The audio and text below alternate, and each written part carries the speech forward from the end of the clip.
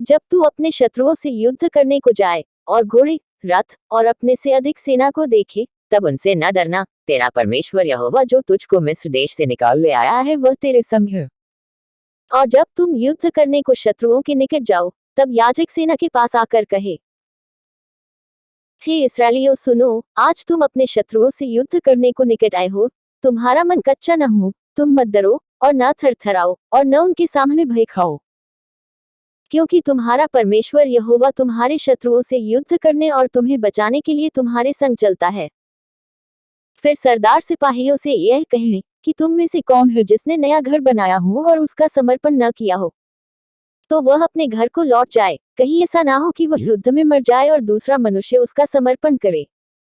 और कौन है जिसने दाख की बारी लगाई हो परंतु उसके फल न खाए हो, वह भी अपने घर को लौट जाए। ऐसा ना हो कि वह संग्राम में मारा जाए और दूसरा मनुष्य उसके फल खाए। फिर कौन है जिसने किसी स्त्री से ब्याह की बात लगाई हो परंतु उसको ब्याह न लाया हो, वह भी अपने घर को लौट जाए। ऐसा ना हो कि वह युद्ध में मारा जाए और दूसरा मनुष्य उससे ब्याह कर ले। इसके अलावा सरदार सिपाहियों से यह भी कहें कि कौन कौन मनुष्य है जो डरपोक और कच्चे मन का है, वह भी अपने घर को लौट जाए। ऐसा न हो कि उसकी देखा देखी उसके भाइयों का भी हियाव टूट जाए। और जब प्रधान सिपाहियों से यह कह चुके, तब उन पर प्रधानता करने के लिए सेनापतियों को नियुक्त करें। जब तू किसी नगर से युद्ध करने को उनके निकट जाए, तब पहले उससे संधि करने का समाचार दे। और यदि वह संधि करना अंगीकार करे और तेरे लिए अपने फाटक खोल दे, तब जितने उसमें हों वे सब तेरे अधीन होकर तेरे लिए बेगार करने वाले ठहरें।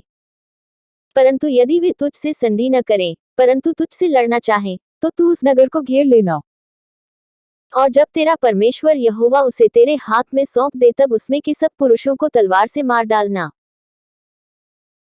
परंतु स्त्रियां और बाल बच्चे और पशु आदि जितनी लूट उस नगर में हो उसे अपने लिए रख लेना, और तेरे शत्रुओं की लूट जो तेरा परमेश्वर यहोवा तुझे दे उसे काम में लाना।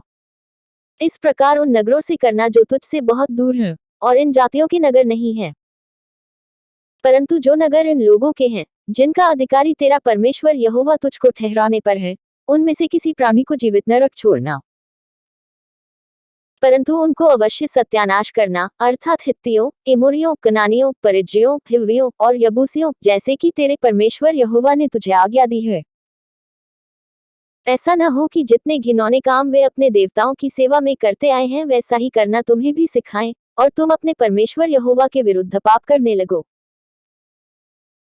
जब तू युद्ध करते हुए किसी नगर को जीतने के लिए उसे बहुत दिनों तक घेरे रहे, तब उसके वृक्षों पर कुल्हाड़ी चलाकर उन्हें नाश न करना, क्योंकि उनके फल तेरे खाने के काम आएंगे, इसलिए उन्हें न काटना। क्या मैदान के वृक्ष भी मनुष्य हैं कि तू उनको भी घेर रखे?